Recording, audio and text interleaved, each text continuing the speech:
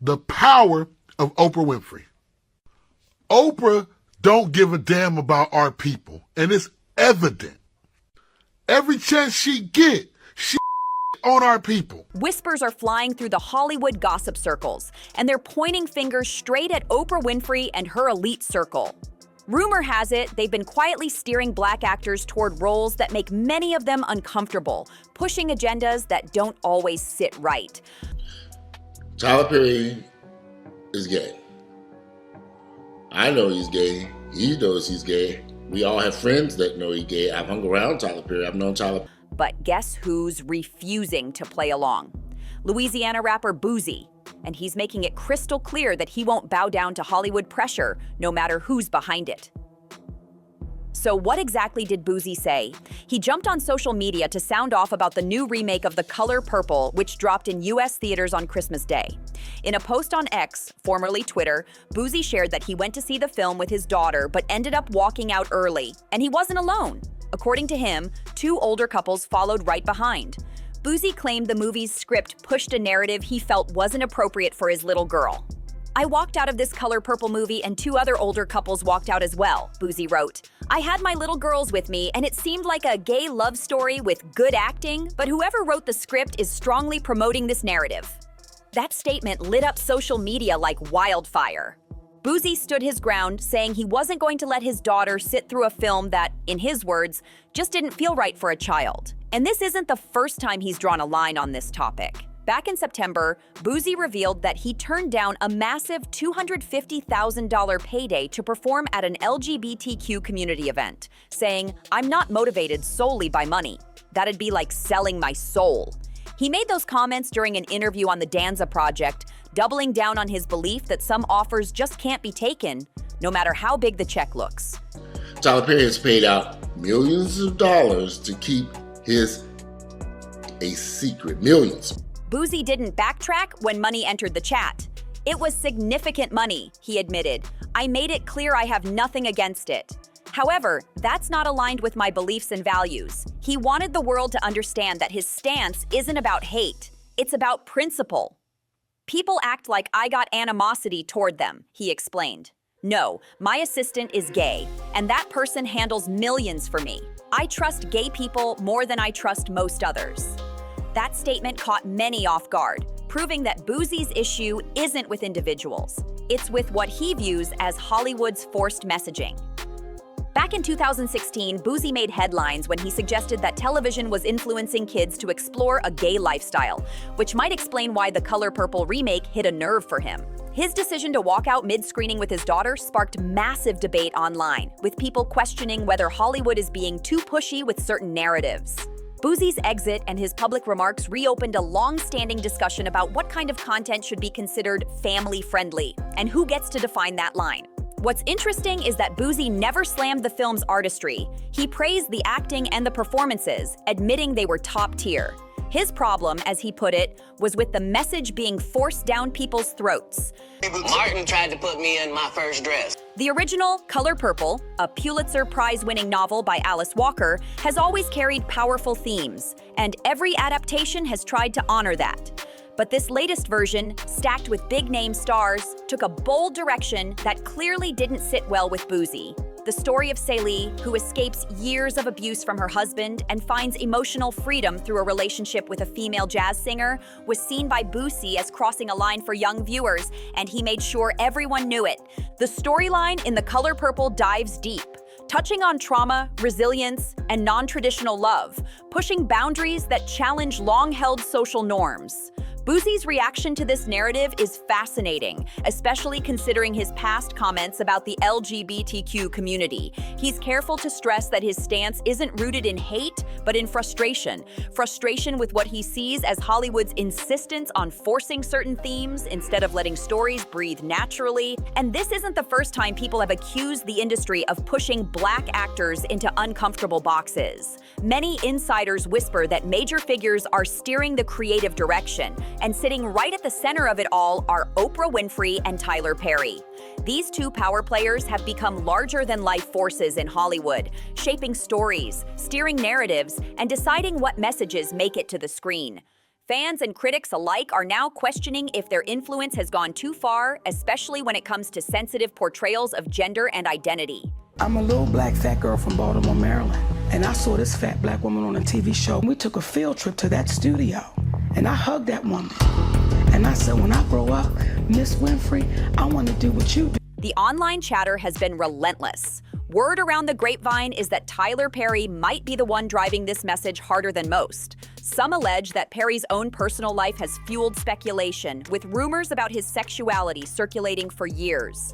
A content creator named Walter Lee Hampton even went viral after claiming that Perry was keeping things quiet behind the scenes. Hampton alleged that Perry had paid large sums and signed strict non-disclosure agreements with people who might know too much about his private life. Regardless of whether those claims hold weight, one thing's certain: Oprah and Tyler have built empires that dominate entertainment. But now, the spotlight's shifting, and not in a flattering way. Their alleged involvement in pressuring black actors to participate in storylines that don't align with their personal values has thrown both of them into the center of a growing storm, one that's got fans, stars, and the entire industry watching closely. Let's start with what the streets call the dress curse. It's the long-standing belief that Hollywood uses this tactic to slowly strip away the masculinity of black men in entertainment. The idea is that before they can truly make it, they're pressured into wearing dresses on screen, a move many see as symbolic humiliation. And at the front line of this controversial wave stands none other than Tyler Perry.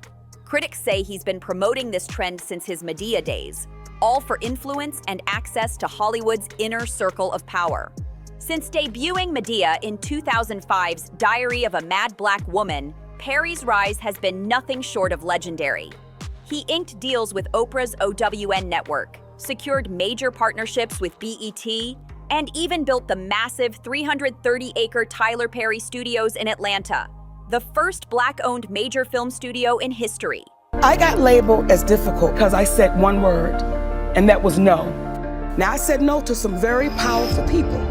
It's an incredible achievement, but not everyone's celebrating. Some claim Perry's success came with compromises, arguing that he leaned into narratives that strip strength from black male characters just to keep his seat at the Hollywood table. This theory isn't new. It's been whispered about for decades. Many say it's no coincidence that some of the biggest black comedians and actors were encouraged to wear dresses for laughs, even when it didn't fit the plot. Legends like Dave Chappelle have spoken out about it, calling the practice weird and warning that there's something darker behind it.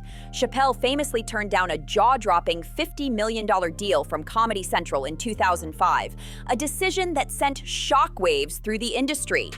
The media quickly spun wild stories about him being on drugs or losing his mind, but Chappelle later set the record straight on the Oprah Winfrey Show. He explained that he didn't walk away from money, he walked away from control. He said he noticed how entertainers were treated when they got too close to the top, how suddenly chaos seemed to find them, scandals, breakdowns, betrayals. It was as if the system had a built-in test: conform or crumble. And that's exactly why Chappelle disappeared to South Africa, not to escape fame, but to escape the price of it. Chappelle didn't just speak in generalities. He named names and moments that raised red flags, like Mariah Carey's sudden spiral into so-called madness after a $100 million deal, and Martin Lawrence's headline-grabbing gun-waving incident during his rise to the top. In his sit-down with Oprah, he hinted that the pressure was real. He was being nudged towards socially irresponsible sketches that made people laugh at him, not with him. A setup he felt was meant to chip away at his integrity. He said the dress was only one piece of it, not the whole playbook. Chappelle linked how black actors get boxed into certain roles to the bigger machine behind the scenes, and he told a story about showing up on a film set, opening his trailer, and finding a dress that wasn't in the script, a discovery that shocked him. When he pushed back, the response, he said, was relentless. According to him, writers and producers hit him with the classic line that all the greats had done it, as if tradition alone should override his comfort and values. Comedian Cat Williams has echoed similar experiences, bringing raw, unfiltered perspective to the same conversation and refusing to sugarcoat how those pressures show up in real life. I haven't seen a raise in my income since Proud Mary. and almost had to walk away from Color Purple. He's talked openly about the darker parts of Hollywood, including moments where he, too, was urged to throw on a dress early in his career. Williams has said this wasn't a one-off. It felt like a recurring expectation for Black comedians to play exaggerated versions of Black women for laughs, a pattern that can slide into negative stereotypes if nobody checks it. That's why these stories keep surfacing. They point to a system that tests boundaries, loyalty, and self-respect, especially when someone is on the verge of superstardom. For his part, Tyler Perry has denied those accusations and says the choice has always been his. The Madea costume, dress included, is something he decided to wear on his own terms. Listen, Chappelle is one of the most brilliant people I have ever seen in my life. Not just in comedy, but the man is smart, a heavy, brilliant thinker, Perry said. Tyler Perry clapped back hard at the rumors, making it clear that his story doesn't fit the Hollywood dress curse narrative. If that's the case in Hollywood, then okay, that's the case, he said. But you gotta understand, that's not my case. Nobody owned that dress but me. Nobody told me to put it on. Nobody forced me to build a $2 billion franchise, and nobody makes me wear it. He emphasized that it was all his decision, his stage, his show, his rules. A Black man owned the whole production. It was my choice, he added proudly. Perry doubled down, saying that when he first put on the Madea costume for Diary of a Mad Black Woman, it wasn't about compromise, it was about creation. And even 19 movies later, it's still his decision every single time. He doesn't see it as cross-dressing or mockery, but as acting, pure and simple. I'm not a man who enjoys wearing a dress, he said firmly. For me, it's a costume. Just like someone who works at Walmart puts on a uniform, that's me putting on mine. I wear it to work, make people laugh, lift their spirits, and encourage them. That's the good it brings. But while Perry defended his creative choice, Oprah Winfrey's name started surfacing in a much darker conversation, one about blacklisting. Multiple insiders and stars have accused Oprah of using her power to freeze certain Black entertainers out of opportunities. And one of the loudest voices in that conversation is comedian and Oscar-winning actress Mo'Nique. Mo'Nique once adored Oprah, calling her an inspiration since childhood. But things took a sharp turn when she claimed Oprah turned against her after the success of Precious. According to Mo'Nique, her downfall began when she refused to travel to the Cannes Film Festival to promote the film, and not because she was being difficult, but because she wasn't getting paid for it. That decision, she says, marked the beginning of her Hollywood exile. What started as a simple act of self-respect turned into years of being labeled difficult, all because she dared to say no to working for free. Mo'Nique didn't hold back when she recounted how the tension with Oprah, Tyler Perry, and Lee Daniels began. They told me I needed to promote Precious overseas, she said, but I told Oprah I'm doing a talk show, I'm on a comedy tour, I've got a husband and babies, I've got a little downtime, and I'm going to take advantage of it.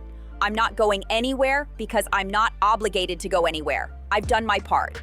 Mo'Nique said they mutually agreed to disagree, but apparently Hollywood didn't take that lightly. Next thing I know, I'm labeled difficult and hard to work with, she recalled. Despite refusing to join the Precious Oscar campaign, Mo'Nique's performance was undeniable. She still won the Academy Award for Best Supporting Actress. But instead of being celebrated, she says the victory became the start of her being frozen out of major Hollywood projects. And she's not alone. Another powerhouse actress, Taraji P. Henson, has recently found herself speaking out against the same Hollywood system. And her story hit just as hard. Taraji nearly walked away from the Color Purple remake after realizing the paycheck didn't match her worth. During a press tour for the film, where she plays the role of Shug Avery, Henson let the world in on her struggle. The moment went viral when she broke down in tears during an emotional interview with Gayle King on SiriusXM, saying, "It seems every time I do something and I break another glass ceiling, when it comes time to renegotiate, I'm back at the bottom again. I'm tired." She explained that after taxes and paying her team, she's left with barely a fraction of her salary. 50% goes to taxes and 30% to my team, she said tearfully. Fans were stunned, realizing even an Oscar-nominated actress like Taraji was still being shortchanged in 2025.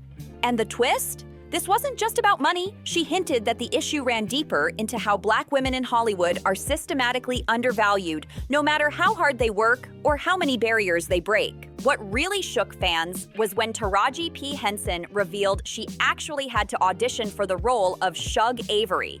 Yes, audition. Even though director Blitz Bazawule already had her in mind for the part.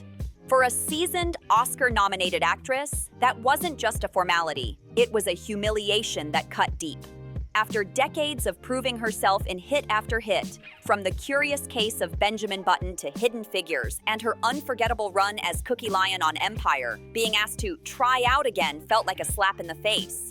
For Taraji, that audition was more than a minor hiccup. It was symbolic of the ongoing battle she's been fighting her entire career.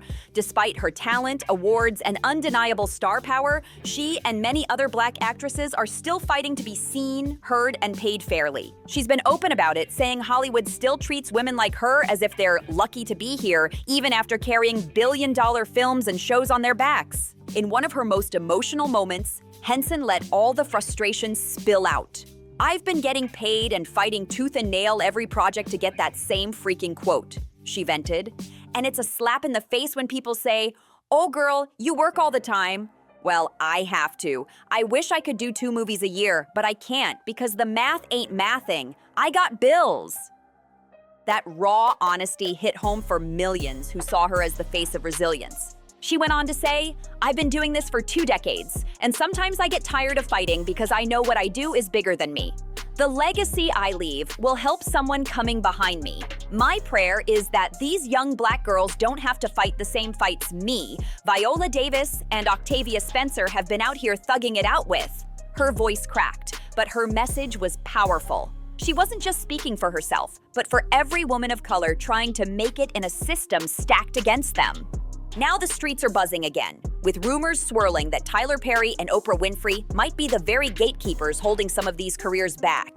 The whispers claim Perry's projects keep boxing men into weakened roles, while Oprah allegedly wields her influence to blacklist and underpay Black talent who dare to challenge her authority. Whether it's truth or gossip, one thing's for sure. These stories have cracked open Hollywood's polished surface and exposed something raw underneath. Anyway, that's it for this one. Don't forget to like, share, comment, and subscribe, and we'll see you on the next video.